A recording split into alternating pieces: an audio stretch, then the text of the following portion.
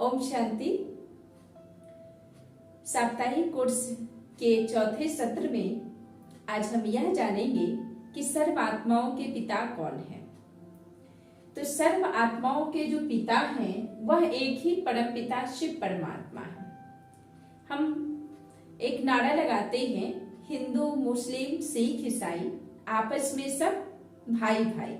तो हम सभी क्या हैं, आपस में भाई भाई तो हैं, बट किस नाते से कैसे हम सब भाई भाई हुए, तो इसी विषय को आज हम समझेंगे। तो यहाँ दिखाया गया है, यह चित्र है, इस चित्र को भी आप देखेंगे। इसमें ये बताया गया जो सभी धर्म वालों ने उस एक निराकार परमात्मा शिव को याद किया है और कैसे याद किए, किस रूप में याद किए हैं और किस नाते से हम सब भाई भाई हैं, इसे आज हम समझेंगे। यहाँ रामेश्वरम में श्री राम जी शिव को याद किए। जब वह लंका की ओर जा रहे थे तो उस समय उन्होंने परमात्मा शिव की पिंडी की स्थापना करके शिव की पूजा किए थे, जिसके लिए रामायण में एक दोहा आता है, शिव द्रोही मम दास कहावा, सो नर मोहे सपनों में न भावा। अर्थात जो नर शिव का द्रोही होता है और मेरा मित्र हो वो मुझे नहीं भाता, बट जो मेरा द्रोही हो और शिव का मित्र हो वो मुझे भाता है। यानी रामेश्वरम का अर्थ ही हुआ राम के जो ईश्वर है उसे रामेश्वर कहा गया है। तो रामेश्वर में भी परमात्मा शिव की पूजा श्री राम ने किया। गोपेश्वर में श्री कृष्ण ने परमात्मा शिव की पूजा किए। यहाँ अमरनाथ, विश्वनाथ, सोमनाथ, ये सभी जगह भी परमात्मा शिव को ही याद किया जाता है। सोमनाथ भारत की प्राचीन मंदिर में से सोमनाथ की मंदिर आता है, जिस मंदिर का निर्माण करने वाले राजा विक्रमादित्य थे। उन्होंने सर्वप्रथम शिव की मंदिर की स्थापना की और जो है परमात्मा शिव को सोने का पिंडी बनाकर उसमें एक सफेद हीरा बिंदी लगाए, हीरा का बिंदी लगवाए और उन्होंने भी एक परमात्मा शिव को याद किए। यहाँ पशुपतिनाथ नेपाल में भी परमात्मा शिव को ही याद किया जाता है। इस मंदिर का नाम क्या पड़ा, पशुपतिनाथ नेपाल। पशुपति नाथ जो है वह कौन है, वह परम पिता शिव परमात्मा है। अब पशुपति यानी पशुओं के जो पति हैं। देखिए, पशु माना जिसकी बुद्धि, जब मनुष्य की बुद्धि पशुओं के समान बन जाता है तो हमें नाथने के लिए स्वयं परमात्मा को आना पड़ता है। आपने सुना होगा जो वहां पे पारस पत्थर है, जिस पत्थर में सोने, ये लोहा को टच करने से सोना बनता है, वहां की ये मान्यता है। वास्तव में ऐसा नहीं है। अगर रियली ऐसा होता तो पूरा जितना भी लोहा था सब के सब उस पत्थर में टच करते और सोना बना दिया जाता और नेपाल बहुत अमीर देश होता। वास्तव में इसका तात्पर्य कुछ और है, इसका भावार्थ कुछ और है। पारसनाथ परम पिता शिव परमात्मा को कहा गया। पारस माना पावन, पवित्र, तो पावन जो है वह परम पिता ही है और हम मनुष्य जो है, हमारी आत्मा जो है वह पत्थर समान बन चुकी है। तो हमारी बुद्धि जो पत्थर के समान बन गई है, उस पत्थर बुद्धि को परमात्मा शिव पारस बनाते हैं।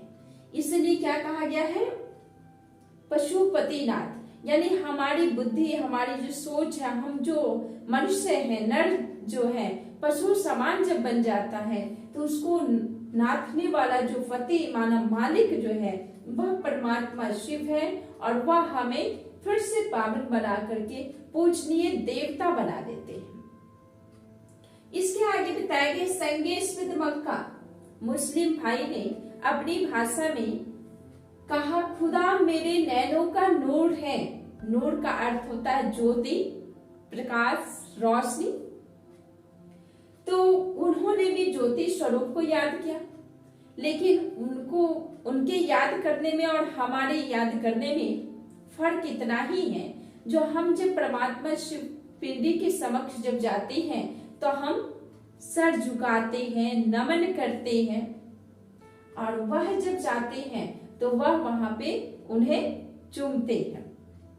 बस पूजने का तरीकाएं अलग है, परंतु ऐसा नहीं है जो परमात्मा अलग है। उन्होंने भी कहा नूर रोशनी, और खुदा कहा, अल्लाह कहा अपनी भाषा में। यहाँ जापान में लाल पत्थर पे ध्यान लगाया जाता है, तो यहाँ पर जो परमात्मा को ध्यान करते, यानी वहां ये भी क्या हुआ, ये पत्थर का आकार भी इसी आकार से है, यानी यहाँ पर भी निराकार ज्योति को ही याद किया जाता है। वहां का पत्थर लाल पाया जाता है, इसलिए वहां का शिवलिंग लाल होता है। इससे ऊपर जब आएंगे तो यहाँ God is light, Jesus Isa Masih, उनका कहना है जो खुदा क्या है, भगवान जो है वह प्रकाश स्वरूप है। गॉड कहा गया, GOD गॉड, ये 3 शब्दों से गॉड बनता है, यानी तीनों का अर्थ अलग है। गॉड का मतलब हुआ स्थापना, पालना और विनाश करने वाला जो है उसे गॉड भगवान कहते हैं। तो भगवान का ये दिव्य कर्तव्य है जो ब्रह्मा द्वारा स्थापना, विष्णु द्वारा पालना और शंकर द्वारा विनाश करवाते हैं। परमात्मा का ही ये कर्तव्य है। गुरु नानक जी कहते हैं एक ओंकार निराकार, यानी परमात्मा क्या है, निराकार है। ओमकार, ओम माना होता है आत्मा। हम लोग ओम शब्द सुनते हैं तो यह हम सोचते हैं जो ओम माना पूरी ब्रह्मांड आ गया, सबके सब ओम में समा गया। लेकिन देखिए ओम जो बनता है वह 3 अक्षरों को मिलाने के बाद ओम बनता है। आ, उ और म, जब इन तीनों अक्षरों का मिलन होता है तब वह क्या हुआ, ओम बना। अब इन तीनों शब्दों का, अक्षरों का जो अर्थ है इसे हम आज समझेंगे। आ, उ, अम। आ माना आचरण, उ माना उच्चारण और म माना मन। जो 3 जो है आचरण, उच्चारण और मन, ये 3 चीज जो है यह आत्मा के अंदर ही है। अब हमारी आचरण कौन कर रही है, हम बोल रहे हैं, हंस रहे हैं या खाना खा रहे, कुछ भी हम इन बॉडी के द्वारा, इन शरीर के द्वारा जो हम आचरण कर रहे हैं, व्यवहार कर रहे हैं, वो कैसे, जब हमारी आत्मा है तब। उच्चारण यानी जो हमारे मुख से जो शब्द निकल रहा है, जो हम वाक्य को बोल रहे हैं, उसे उच्चारण कहा गया। तो वो भी कौन करती है, आत्मा करती है। और आत्मा की एक शक्ति क्या है, मन है। 3 शक्ति में पहली शक्ति आत्मा का मन है। तो ओम माना आत्मा हुआ, और आत्मा का स्वरूप कैसा है, ज्योति स्वरूप है। इसलिए इन्होंने कहा एक ओमकार निराकार, यानी जो ओम का आकार है प्रकाश पुंज समान, उसी आकार में परमात्मा भी है। बस आत्मा और परमात्मा में यही डिफरेंट है, जो हम सिर्फ आत्मा हैं, हम जन्म मरण के चक्कर में आते हैं, और परम आत्मा जो है वो परम है, यानी उच्च से उच्च आत्मा, एवर प्योर है, पावन है, वो कभी पतित नहीं बनता और न कभी जन्म मरण के चक्र में आते हैं। यही हम दोनों में, आत्मा और परमात्मा में अंतर है। तो पर आत्मा का भी स्वरूप ज्योति स्वरूप और परमात्मा का भी स्वरूप ज्योति स्वरूप है। यानी जितने भी आपने अभी देखा, इस सभी ने उस ज्योति स्वरूप को याद किया। हमारे हिंदू धर्म में शिवलिंग है, शिवलिंग को क्या कहते हैं, ज्योतिर्लिंगम। हिंदी भाषा में शिवलिंग को ज्योतिर्लिंगम कहा गया, उर्दू में नूर रोशनी कहा गया, इंग्लिश में लाइट प्रकाश कहा गया। शब्द अलग अलग हो गया, ज्योति, रोशनी और प्रकाश। तो शब्द अलग होने से परमात्मा तो अलग नहीं हो सकता ना। परमात्मा क्या है, वह एक ही है। इसलिए भगवान एक है, इसलिए हम क्या कहते, गॉड इज वन, सबका मालिक एक है। यानी हम सबके मालिक एक है, और हम सब ने उस एक को याद किया, लेकिन सबने अलग अलग नामों से याद किया। अब कोई व्यक्ति है, उसका दो नाम है, डब्लू बबलू या राम या श्याम, नाम ये है।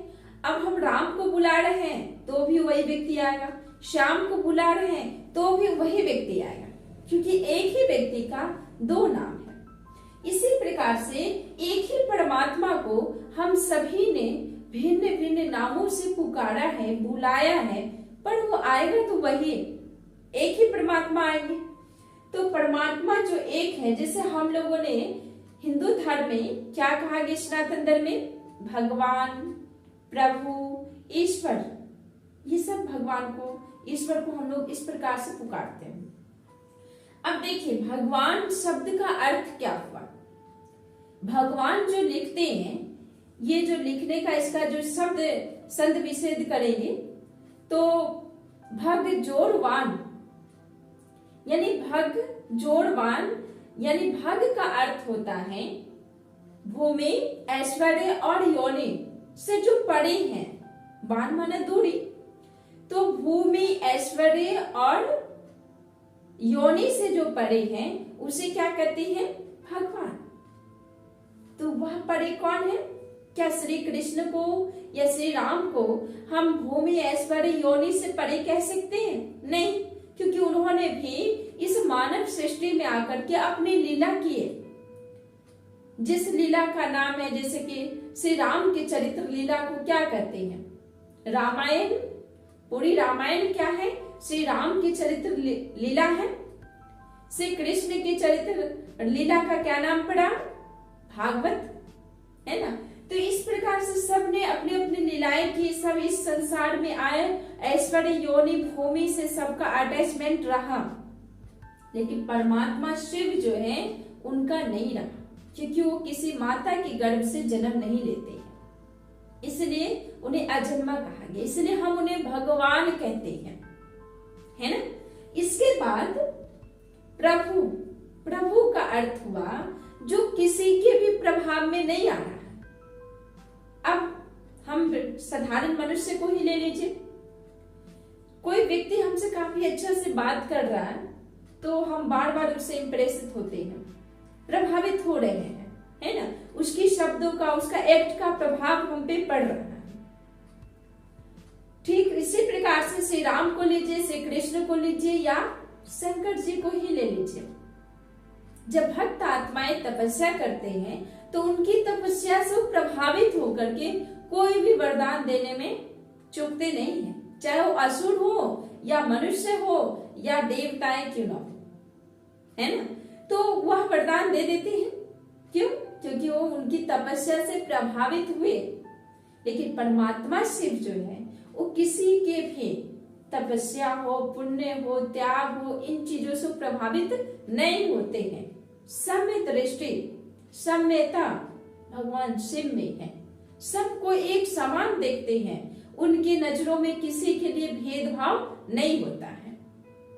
इसके बाद हम क्या कहते हैं, ईश्वर। ईश्वर माना वह ऐसा बड़ है जिसे हर कोई वरना चाहता है ना। तो भगवान को कौन नहीं पसंद करेगा, सबके सब उन्हें पसंद करते हैं। तो ये तीन नाम जो हमने अभी बताया, भगवान, ईश्वर, प्रभु, तीनों का अर्थ आपने समझा। ये तीनों किसके लिए हैं, परमात्मा शिव के लिए हैं, है ना। इसके बाद उर्दू में या फारसी में जो हम अल्लाह या खुदा कहते हैं, अल्लाह का मतलब होता है जो सबसे बड़ा हो, क्या, जो सबसे बड़ा हो, उससे बड़ा कोई नहीं है, उसको अल्लाह कहते हैं, मालिक। तो हम सब का मालिक एक ही गॉड है। उसके बाद खुदा, खुदा माना खुदा खुद आकर के अपना परिचय देता है। उस परमात्मा का परिचय कोई साधारण व्यक्ति या कोई ऋषि मुनि नहीं दे सकते। जब तक वो स्वयं इस धरती पर ना आए तब तक हमें उनकी परिचय नहीं मिल पाता है। तो जितने भी नाम आपने सुना, सभी नामों का अर्थ है, सबने उस एक निराकार शिव को याद किए, अपनी अपनी भाषाओं अनुसार उन्होंने भगवान का नाम दिया, है ना। इसलिए परमात्मा एक है, भगवान एक है, वह अनेक नहीं है। तो उस एक परमात्मा को हम सब याद करें। इसलिए आप लोग सुनते हैं गॉड शिवा, लॉर्ड कृष्णा, ये कहा जाता है। यानी गॉड शिवा, यानी गॉड जो है, भगवान जो है वह शिवा है, और लॉर्ड कृष्णा, लॉर्ड माना देवता। तो श्री राम हुए, कृष्ण हुए, देवी दुर्गा, काली, गणेश, कार्तिक, हनुमान, जो भी हैं, ये सब क्या है, देवी और देवताओं की श्रेणी में आ रहे हैं। तो हम सर्व आत्माओं के पिता एक ही हैं। इसलिए जो हम नारा जो लगाते हैं, हिंदू, मुस्लिम, सिख, ईसाई, आपस में सब भाई भाई। तो किस नाते से हम भाई भाई हो रहे हैं? शारीरिक नाते से भाई भाई नहीं है। हमारा माता पिता अलग है, आपका माता पिता अलग है, उनका माता पिता अलग है, सभी का माँ बाप क्या है, अलग अलग है, एक नहीं है ना। तो इसीलिए हम सब भाई भाई नहीं कहला सकते हैं। और आत्मिक नाते से जब देख रहे हैं तो हमारे भी पिता वही परम पिता है, हमारे पिता जो होंगे उनके भी पिता वही है, और उनके पिता के भी पिता जो होंगे वो भी परमात्मा से ही है। इसलिए हम मंदिर में जाते तो क्या गाते हैं, तुम ही हो माता, तुम ही हो पिता, तुम ही हो सखा मित्र, है ना, कहते हैं ना। यानी तमेव माता च पिता तमेव बंधु च। तो इस प्रकार से जो हम मंदिरों में भी जाकर के गाते हैं क्या, जो तुम ही हमारे माता पिता हो, तुम ही हमारे सब कुछ हो। यानी जो भी जा रहे हैं, हमारे बच्चे जाएंगे या माता पिता है, कोई भी जा रहा है तो सबके सब क्या कह रहा है, जो माता पिता। यानी सबके माता पिता कौन है, वही परम पिता से परमात्मा। तो हम सभी एक ही माता पिता की संतान हुए, इसी नाते से हम सभी क्या हैं, भाई भाई हैं। इसलिए आपने आज क्या समझा, सर्व आत्माओं के पिता कौन है। तो सर्व आत्माओं के पिता कौन है, परम पिता शिव परमात्मा, जिसे सभी धर्म वालों ने माना है, चाहे वो हिंदू हो, मुस्लिम हो, सिख हो, ईसाई हो, सभी धर्म के लोगों ने उस निराकार स्वरूप परमात्मा शिव को माना है। जैसे कि आप मक्का में भी जाएंगे तो वहां भी काला पत्थर मिलेगा, उसे क्या कहते हैं, माकेश्वर, है ना। तो वो भी निराकार शिव को मानते, लेकिन अगर प्रतिमा हो तो उसे वो नहीं मानते हैं। इसलिए याद रखेंगे, हम सब एक पिता की संतान होने के नाते हम सब भाई भाई हैं। और उस परम पिता परमात्मा को सच्चे दिल से यदि हम याद कर रहे हैं तो हमारे अंदर जो भिन्नता है ना, अनेकताएं हैं, वो अनेकताएं खत्म हो जाएगी और एक ही सूत्र में फिर हम सब बंध जाएंगे, है ना। तब वो धर्म कौन सा आएगा, सनातन धर्म आएगा, जिस धर्म की स्थापना परमपिता शिव परमात्मा अब करवा रहे हैं प्रजापिता ब्रह्मा के द्वारा।